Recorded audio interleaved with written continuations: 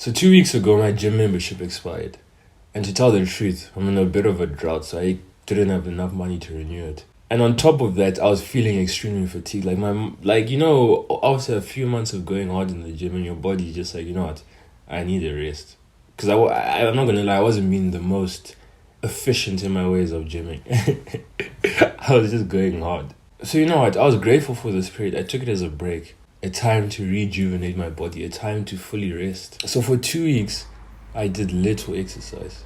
I'll go on walks after my meals. I'll go on a walk first thing in the morning. I'll just walk so that I'll be mobile and whatnot. And then there were a few days, 3 or 4 days in a row, where I didn't go on walks, where I just stayed at home because I was very sick. You can probably still hear it now, like the residues of the sickness. So over those days, my mental health slowly deteriorated until one night, I was actually in a pit. Like, I don't think my mental health has been that bad for a few months. Like, it was terrible. And amidst that darkness, while I was in that terrible mental state, I decided that, you know what, let me just go exercise.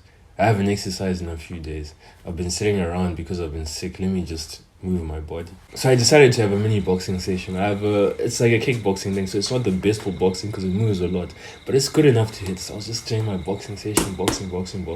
And then after that, I probably felt the happiest I'd been in like a few months. Like, I'm not even lying, just from punching a bag. And through this, upon reflection, upon introspection, I realized that there was something to be taken from this experience. And what I took from this experience is that which stagnates swamps.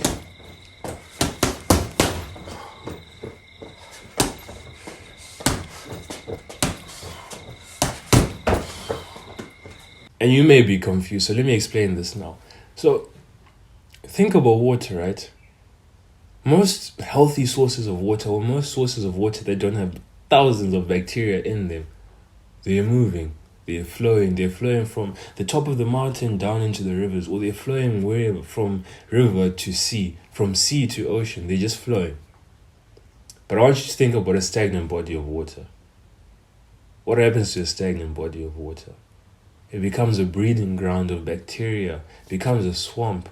There's molds, fungi. And understand that we are made of 60 to 80% water. Like, the numbers change, we don't really know. Well, I don't know. I've seen 60%, I've seen 80%. So we're between 60 to 80% water. So through analyzing water, we can see the type of life we're supposed to live. We are supposed to live a fluid life, a life of fluidity, of flexibility. We're not meant to be sitting around every day. We're not meant to be sitting at a desk for 9 hours a day, then going home, sitting on your couch. We're meant to be moving around, walking around, exercising. Because like I said, our bodies, they're made of mostly water. So if stagnant water swamps, what do you think will happen to you if you remain stagnant? Obviously, you're not going to swamp. Obviously, you're not going to have bacteria growing in you and whatever. But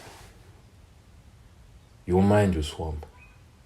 And through your mind swamping, your body will become sluggish, and your whole being will now become a swamp, a breeding ground for bacteria, for negative thoughts, for illness. So right now, you may be feeling swamped. You may have a lot of brain fog. Understand that it's probably because you're living a stagnant life. It's probably because you're not moving around enough. So the best thing you can do for yourself right now is adopt a fluid lifestyle. So the ways you can adopt a fluid lifestyle. The first way you can do this is take a walk first thing in the morning. And I mean first thing in the morning. Not 2 hours after waking up, not 3 hours after waking up. Like, you wake up, probably wash your face, brush your teeth, and you go for a walk. The reason you want to go on this walk first thing in the morning is because you want to start your day off moving. Because if you start your day off moving, it will be easier to carry on moving throughout the day. It will be easier to maintain your momentum. The second thing you can do is walk after meals. After meals, we have the natural tendency to want to sit down, lie down, and just sleep. Food is meant to fuel you. Food isn't meant to put you in a coma. It isn't meant to make you tired. So after you eat, you just need to walk around. You need to get the blood flowing so that the nutrients of the food will go where it needs to go. And then the third thing you can do is exercise at least 4 times a week. And this 4 times a week has to be moderate to heavy exercise, where you're actually pushing yourself, you're exerting yourself. And then after that exercise, stretch. Because look, let's analyze water. Water isn't always just, trickling down the mountain, moving calmly. Sometimes they're rapids, sometimes they're waterfalls. And those waterfalls represent periods of heavy exercise. So you need to have heavy exercise regularly in your week. So this can be achieved through going to the gym or doing CrossFit or doing whatever it is, martial arts. But you need to have periods where you're exerting yourself, you're pushing yourself to your limits. So these 3 things that I've listed, I want you to do them regularly and see how you feel. And if you're feeling swamped right now, go take a walk. I can guarantee you'll feel better.